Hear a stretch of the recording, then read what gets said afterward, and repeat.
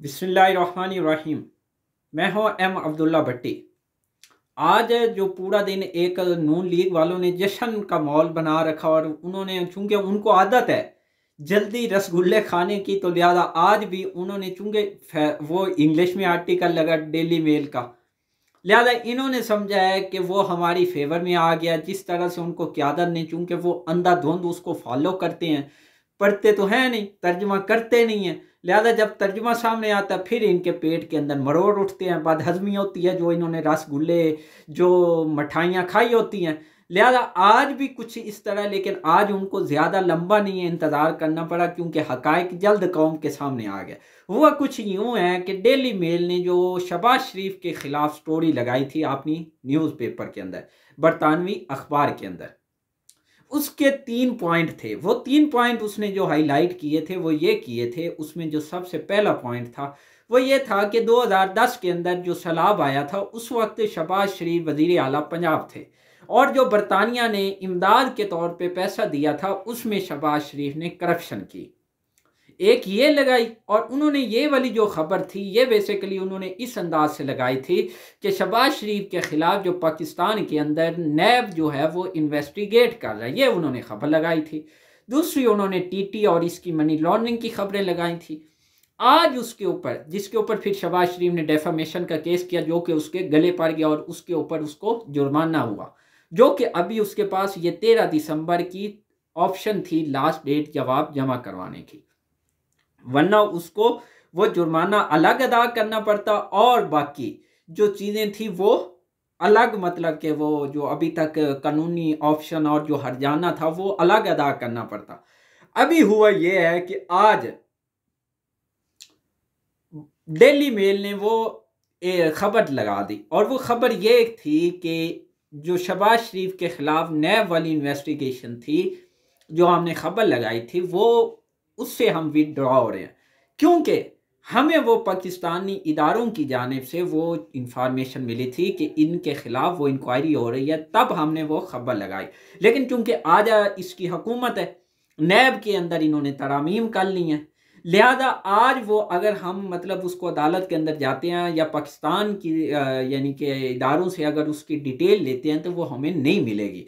पाकिस्तानी इदारे हमें डिटेल नहीं देंगे, जिसकी वजह से उन्होंने मतलब कि बिफोर कोर्ट उन्होंने वो उसके ऊपर अपना वजाहती बयान जारी कर दिया। लेकिन उन्होंने मनी लॉन्ड्रिंग और टीटी के जो मामलात हैं उसके ऊपर एक पॉइंट भी पीछे नहीं हटे, उसके ऊपर वो आज भी खड़े हैं, और उन्होंने अपनी जो ये जो क्लैरिफिकेशन जारी किया इसके ऊपर उन्होंने किसी किस्म का ये नहीं कहा कि हम मनी लॉन्ड्रिंग और शहबाज शरीफ के ऊपर जो डेफामेशन का केस है उससे विड्रॉ हो रहे हैं, उन्होंने ये नहीं कहा। लेकिन जो असल हक़ाइक़ हैं वो ये हैं कि डेविड रोज ने जो 2019 के अंदर इसके ऊपर स्टोरी लगाई थी उसका अब पस मंज़र ये है कि शहबाज शरीफ ने अब उनके साथ सेटलमेंट, मोक मुका जिसको बोलते हैं पाकिस्तान के अंदर मोक मुका बोला जाता है, सिंपल अल्फाज में आपको बताऊं तो वो कर लिया है। क्यों? क्योंकि शहबाज शरीफ को पता है कि वो अदालत जो बरतानिया की है वो पाकिस्तानी अदालत नहीं है। वहाँ जो जज बैठे हैं वो जस्टिस जो लाहौर का वो जज था ना, कयूम सदीकी, वो नहीं है। ये जज जो हैं ये बिकने झुकने वाले या डरने वाले नहीं है, यहाँ इंसाफ होगा। लिहाजा उसने अब जो बिहाइंड द सीन, चूंकि दोनों फ्री कैन के, डेली मेल वालों का भी यानी डेविड रोज और ये शहबाज शरीफ, इन दोनों के जो कानूनी मामलात हैं इसके ऊपर अभी तक तकरीबन 10 लाख पाउंड खर्च हो चुके हैं, और अभी जो इनके हालात थे इसके अंदर शहबाज शरीफ ने लटक जाना था। लिहाजा इसने अब वहाँ उसको बिहाइंड द सीन यानी कोर्ट के बाहर इन्होंने सेटलमेंट किया, और वो सेटलमेंट ये किया है कि मतलब कि इन्होंने विड्रॉ कर लिया। इन्होंने जो उसकी सहाफ़ी जो डेविड रोज की वकील थी उसने बताया कि चूँकि ये अब वज़ीर आज़म हो चुके थे शहबाज शरीफ, और पाकिस्तान के जो इदारे हैं उन्होंने हमें इंफॉर्मेशन देनी नहीं थी, लिहाजा इस वजह से अब सेटलमेंट हमने बाहरी की है, और ये सेटलमेंट मुक मुका की सूरत में हुई है। अगर ये जो नून लीग वाले आज बगले और मरियम औरंगजेब और हिना परवेज भट्ट और बाकी जो आज बगले बजा रहे हैं कि देखो जी इमरान खान के बयानात चलवा के वो समझ रहे हैं कि ये बड़े हाजी साहब और परेजी नमाजी दीनदार नेक पाक साहब बड़े वलीउल्लाह और नेक पाक साहब बन गए हैं, सादिक अमीन बन गए हैं। ऐसा नहीं है पाकिस्तानियों। क्यों? क्योंकि अगर ये सच्चे हैं तो अभी 13 को जवाब जमा करवाए ना। अगर ये बकौल इनके कि डेली मेल वालों ने मुकदमा वापस ले लिया तो इट्स मीन कि ये वो झूठे हुए, ये सच्चे हुए। इनके लिए तो शहबाज शरीफ के लिए सोने पे सुहाग गया, ये वहां केस करे ना, इसी केस को परसू करे और ये तो अरबों रुपए कमा सकता है क्योंकि डेफामेशन ये शहबाज ने किया हुआ। शहबाज के लिए तो ये गोल्डन चांस है, क्यों नहीं परसू कर रहा? अगर आप सच्चे निकले हो बकौल आपके तो आप करो ना उसको परसू।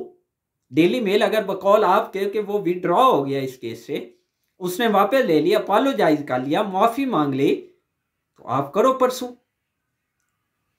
परसू करो ना, आप तो रातों रात अमीर हो सकते हो।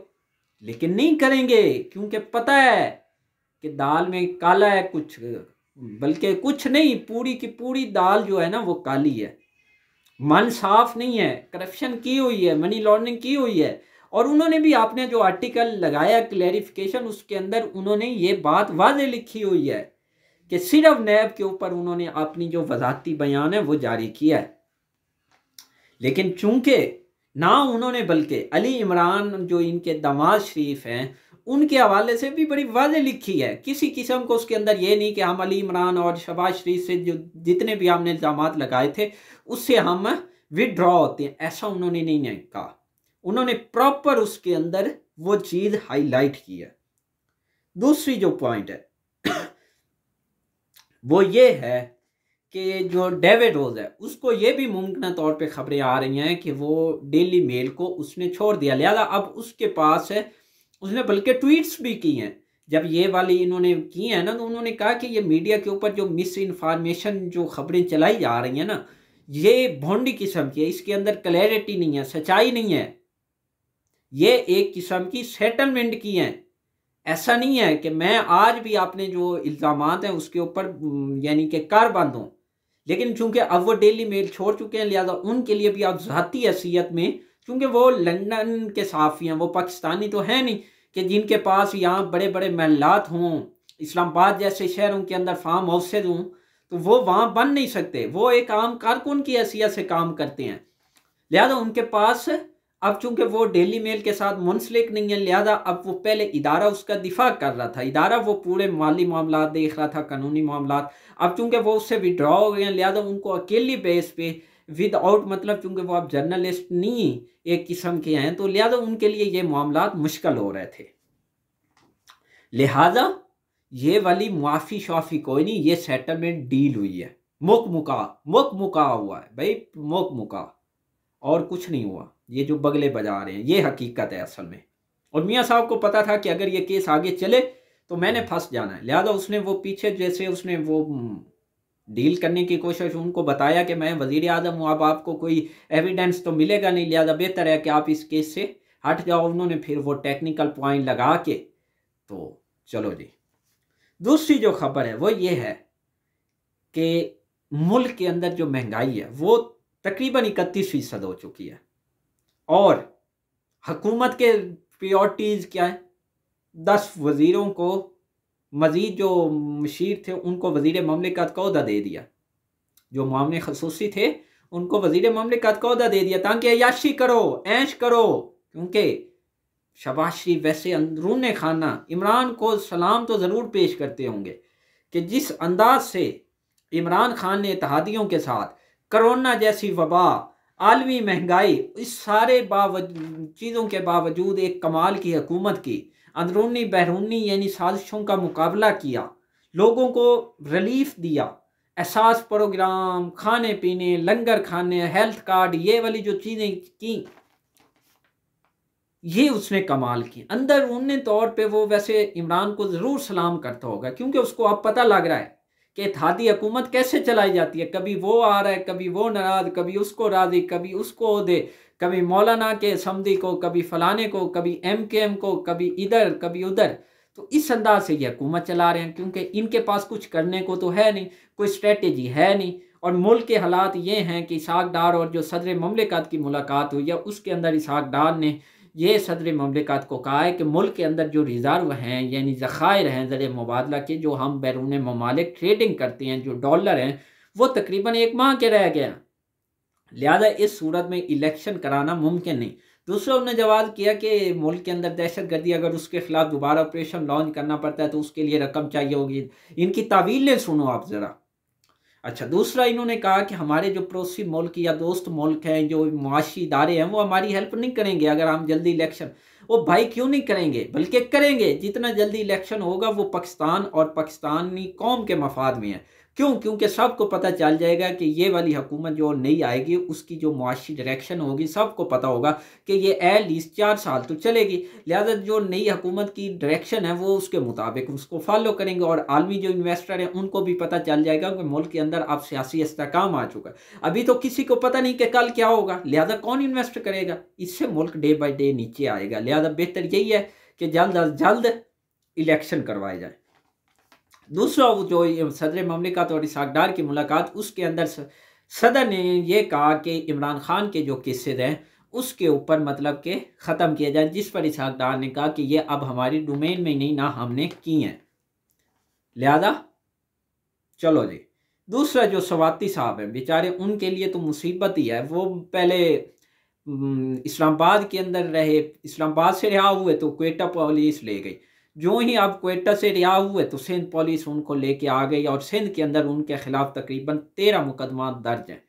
अब वो बेचारे वहाँ मतलब कि उस सिचुएशन में रहेंगे। दूसरी जानिब जो KPK की हुकूमत है, उसने सैलाब मुतासरीन के जो यानी कि सैलाब से जो लोग मुतासर हुए हैं उसके पूरे अदाद शुमार जारी कर दिए हैं, जिसमें यह बताया गया, सलीम झगड़ा जो सूबाई वज़ीर ख़ज़ाना है उसने बताया कि 311 लोगों की डेथ हुई, 381 ज़ख्मी हुए, जबकि 740 मिलियन डॉलर का नुकसान हुआ।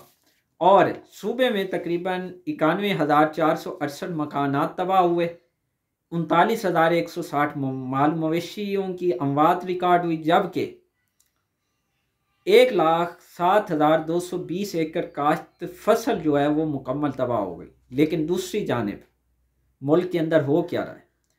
सिंध के अंदर सर्दी सब कुछ, उसके बावजूद वहाँ हुकूमत क्या कर रही है? कंबल वहाँ लोगों सलाम मुतासरीन के बेचे जा रहे हैं।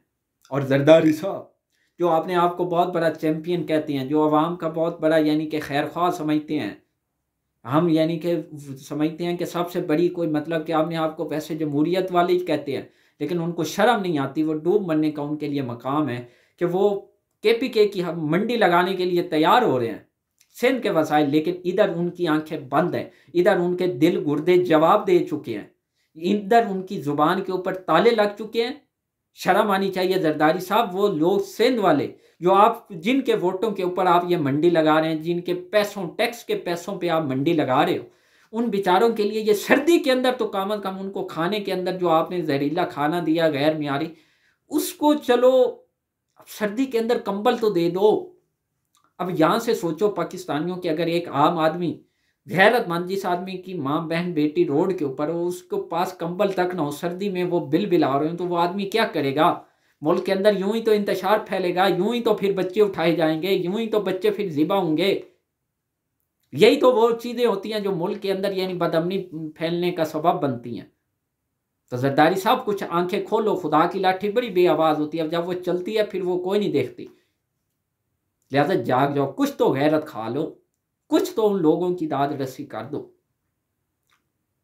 आखिर में प्लीज़ चैनल को सब्सक्राइब करें और बेल आइकॉन पे क्लिक करें ताकि हर आने वाली वीडियो आप तक बर वक्त पहुंच सके। शुक्रिया।